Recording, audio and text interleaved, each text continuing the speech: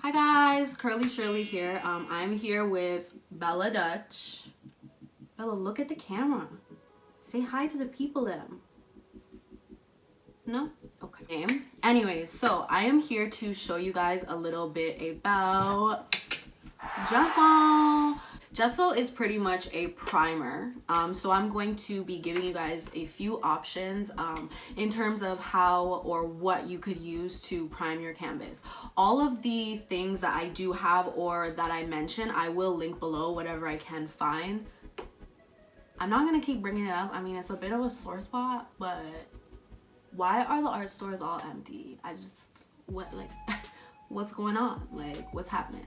But anyways, I guess to get started, I'm going to show you guys my #1 favorite gesso. This one is the Curry's brand. It's pretty much just, yeah, off-brand of gesso, and it is the big size. So this size is 948 milliliters. I did start with a smaller size, but when I tried it, I honestly loved it. I used to use, I don't remember exactly, but it was kind of more of a higher end gesso, and someone inside of Curry's, shout out to Markham Curry's, okay? Markham Curry's, he suggested this to me because I think it was around $6 or $7, less than $10, and for this big of a container, it's pretty blessed. I just bought this one recently. The one I had before this, it lasted for about, I don't even know, because I can't even remember when I got it. It was a decent amount of time though. Like, I have no complaints. Okay, so this one is a really good one. Usually what I'll do with this is I'll kind of just get into a little container. I usually have this little bowl that I bought from the dollar store, and I kind of just get in there with a thicker sized brush, which you guys will kind of see here, and pretty much I just kind of spread it around onto the canvas, and let it dry. I usually put a couple of coats. I do this just because it helps to sort of give the canvas a little bit more body and something to help the paint stick a little bit. So you'll notice, like, when you are painting without gesso, that you will kind of have the issue where you can see the material that the canvas is made out of. I mean, if that's what you're going for, that's cool, but for me personally, I just don't really like it. I find that it causes me to use more layers of paint, which is more expensive, so I find priming and gessoing to be really cost efficient. Speaking of cost efficient, so one option that you can do would be to cover over an old canvas. So in order to do this, you would want to make sure that you clean off the canvas very well, just to make sure all the dust is off. Once that is complete, you're going to want to get some sandpaper and pretty much just work out any of the texture that is on the canvas to make sure that you're starting off smooth. This again is just an option. You don't have to do it if you like the kind of dimension that it adds. The thing that you want to make sure that you do for sure is wipe down your canvas once you have finished sanding it, just to make sure you get all the gunk that you shaved off. So from there, you're gonna go ahead and apply the gesso. I honestly love this brand. It's like beautiful. So I'm gonna go in, pretty much put a couple layers on to cover whatever is going on underneath. This is a really cool trick to use, just because if you are practicing, buying lots of canvases can really add up in price. So this is a way to sort of just get around that. This canvas is probably about 3 or 4 years old, so I'm pretty much over whatever's on it. You know, it was great while we had it, but just to switch up the vibe a little bit. So you also want to make sure you're getting all the edges when you do this.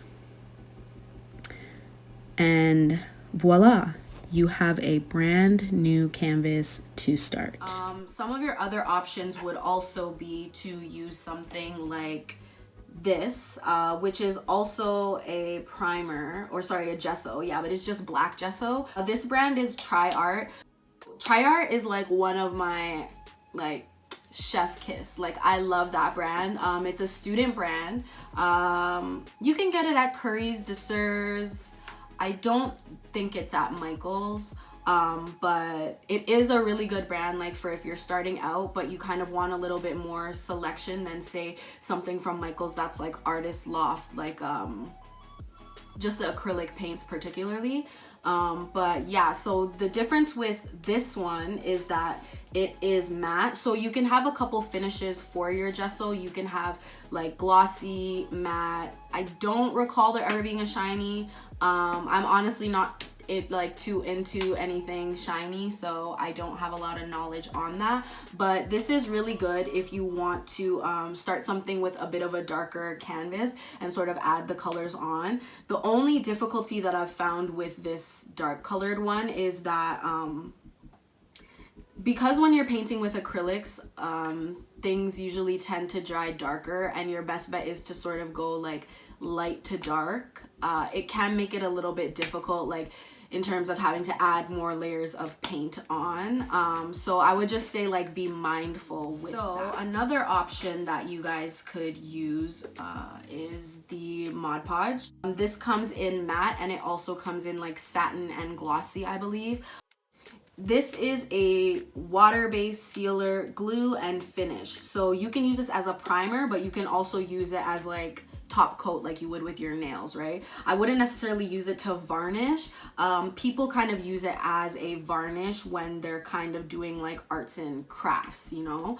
But it still is like really good. I have used it before.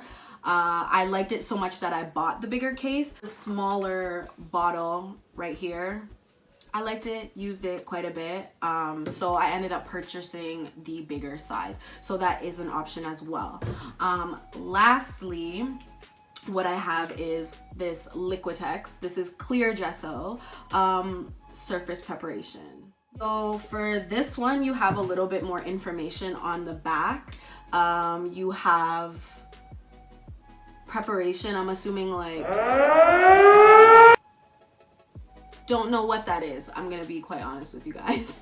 Oh, it's just telling you the stage. Whoop, right over, and it tells you if it's matte or glossy depending on the range. You can also see how fluid or thick it is, as well as how transparent versus opaque. And the reason why I like this gesso is because you can kind of mix different colors in it, because of what I explained with this darker gesso, in terms of like the colors.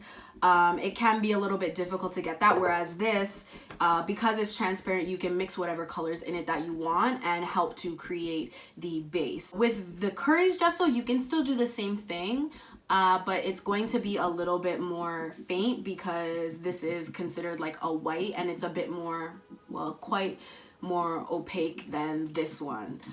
So usually what I'll do, because if I had to give a rating, like I told you guys, this is like my fave number one.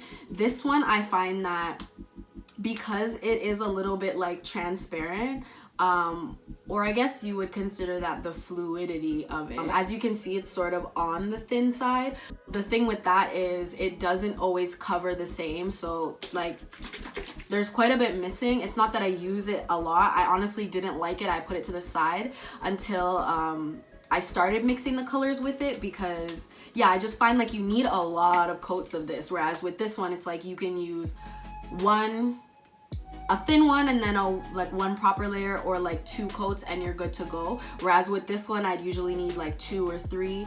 Something I do find this good for is if I'm priming a like wood canvas or panel versus an actual like stretched canvas. But again, with wood, Mod Podge could work as well. Mod Podge is actually like made, because it's made for crafts and stuff, right? But I do really like this. So usually what I'll do, usually what I will do is I will start with my base layer of the Curry's gesso, and then once I'm ready to kind of go in and start my background, I will mix this with a color and sort of add that as the final layer before I start with my my actual painting. So the reason why I like to add color into the gesso layer that I put on is because I find it just helps you to create a little bit more I guess depth, but also a little bit, for me it's more so about warmth. Usually I will put a color on the bottom like a corally color, right now I'm really feeling yellow, or I'll do kind of like an orangey reddish sort of color. So like for instance, this baby right here, I started it with this color called terracotta, and then I ended up liking the color so much that I left it. Because I do like to kind of put the base on and then sort of like meditate or sit on the canvas and work with whatever comes to me. So the Liquitex with the clear gesso is a really good tool for that.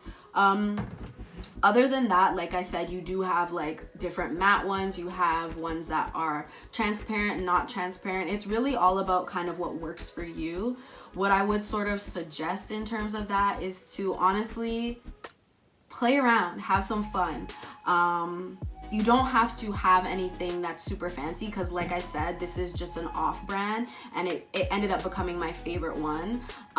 It's just all about, again, like playing around, having fun, exploring and learning, you know. Like obviously I'm going to tell you the ones that sort of worked for me, what I like, but it's all about what makes you jive, what kind of calls to you, what calls to your creativity and like your heart. I'm not trying to be corny, but I mean, what can I say? I'm corny.